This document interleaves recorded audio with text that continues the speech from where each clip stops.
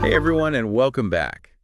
I was thinking about how many of you are out there working on your English solo, and we talk a lot about cool resources and fascinating stuff. But what about when it's just you in the language? Yeah, it's like, is anyone out there even listening when you're practicing? Exactly. So today we're diving into practical techniques you can use to really boost those speaking skills, even when you're flying solo. Love it. So many successful language learners rely on self-directed learning. It's true. It can be incredibly powerful when you have the right strategies in place. Okay, so let's get right to it.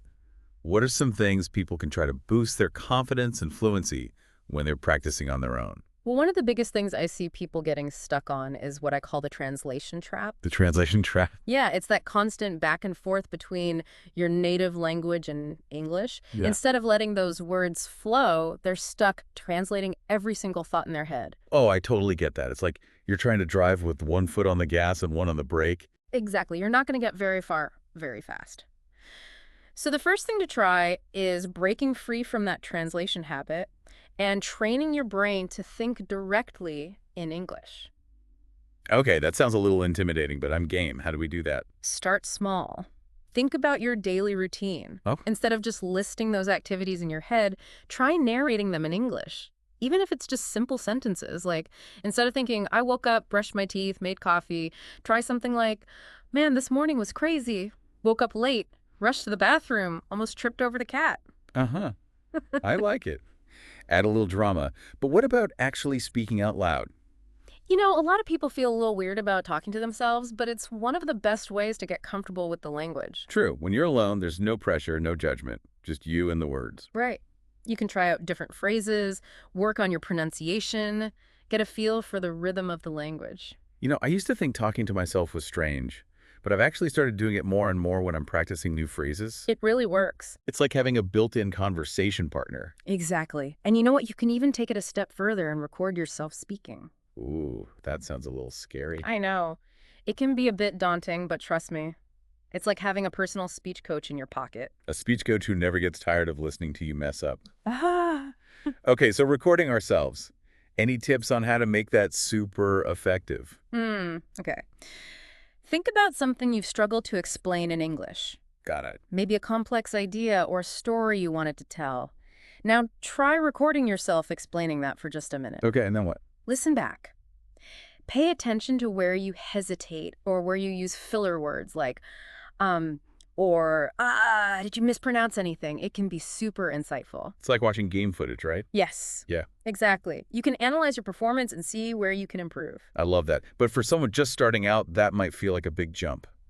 Any baby steps for the camera-shy folks out there? Absolutely. Have you ever heard of shadowing? Shadowing. Yeah. Find a short audio clip of a native English speaker, maybe from a podcast or a YouTube video, something you enjoy. Okay. Listen to it a couple of times to get a feel for the pronunciation and the rhythm. Then pause it and try to repeat exactly what the speaker is saying, like you're their shadow. Ooh, that's interesting. But how do I know if I'm doing it right? That's where recording comes in again. Once you've shadowed a few times, record yourself doing it, then listen back and compare it to the original. Wow. It's like having a side-by-side comparison. Exactly. You can see where you're nailing it and where you might need a little extra practice. That's so cool. But you know what? Sometimes even thinking about practicing can feel exhausting. Any tips on making solo learning more fun and less like a chore? Ooh, this one might surprise you, but one of the most fun and effective ways to improve your spoken English is to sing along to English songs. Wait, really? Seriously, music is amazing. It bypasses all that overthinking and helps you absorb the natural flow and rhythm of language. I am a huge karaoke fan, so I am so on board with this. It's like a secret language lesson disguised as fun. So how does belting out my favorite tunes actually translate to better spoken English? Think about it. When you sing along, you're naturally focusing on pronunciation and how words connect. You're picking up the cadence and the intonation without even realizing it. Okay, you've convinced me. Karaoke night is officially language practice night. Oh.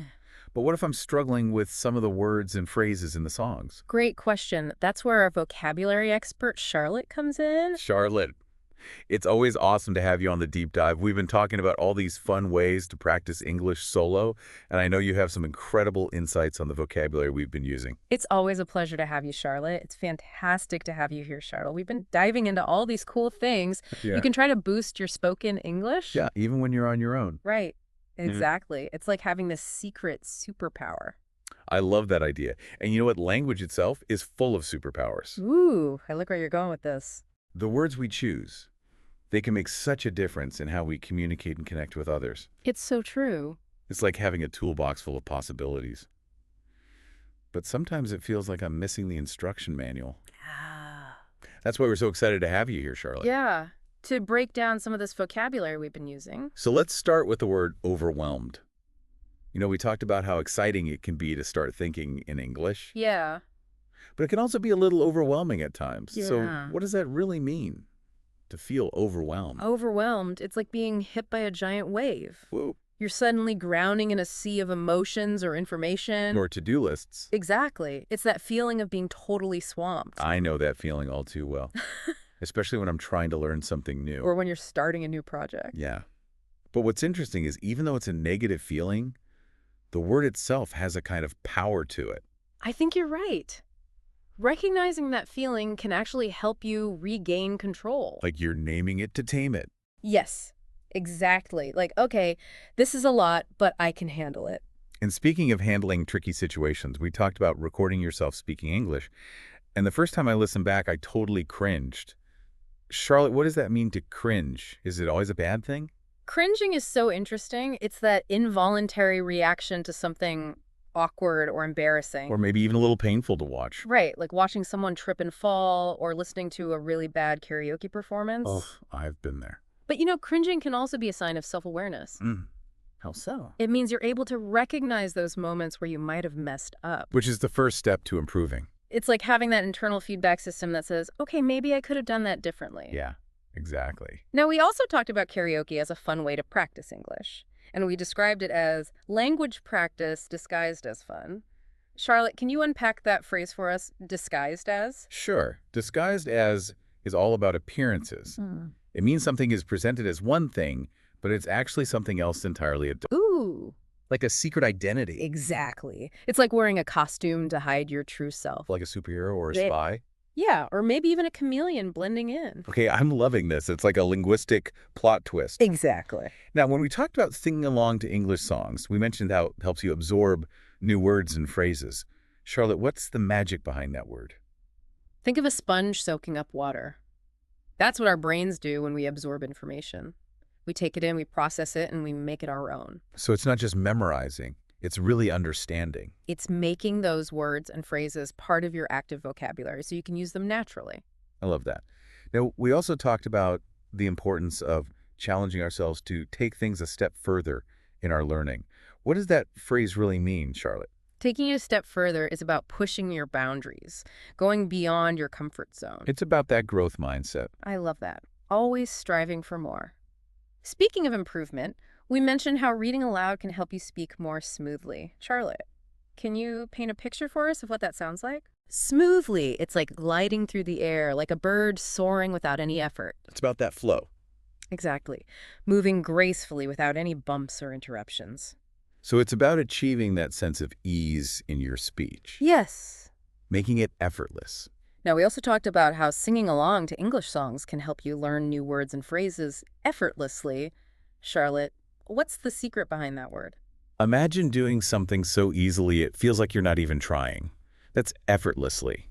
It's about reaching a level of mastery where things just flow naturally. Like you're not even thinking about it. It's like speaking English becomes as natural as breathing. Exactly. Okay, Charlotte, we have a few more words we want to explore with you, but before we do that, let's quickly recap some of these techniques we've been talking about for practicing English solo.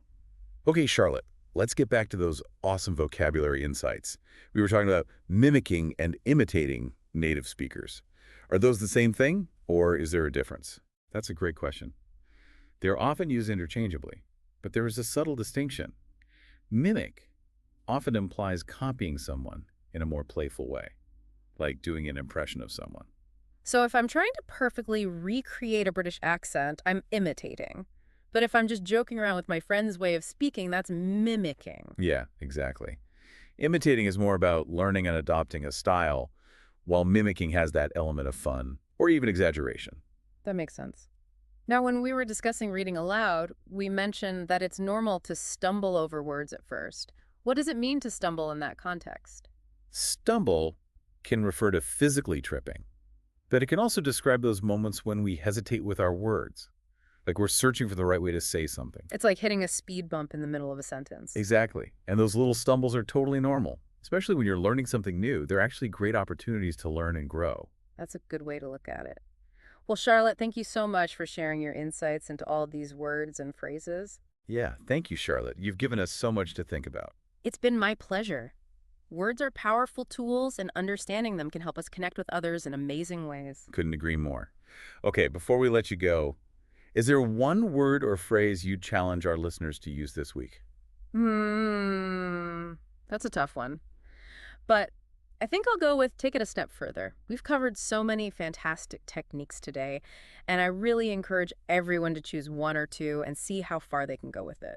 That's a great challenge, Charlotte. So to all our listeners out there, what are you going to take a step further this week? Will you try recording yourself, maybe experiment with shadowing, or even belt out some of your favorite English songs at karaoke night? Yeah, find what works for you and have fun with it. Learning a language should be an exciting journey. It really should be. So embrace those little stumbles, celebrate those victories, and keep those English conversations flowing. That's it for this deep dive, everyone. Until next time, keep practicing and happy learning.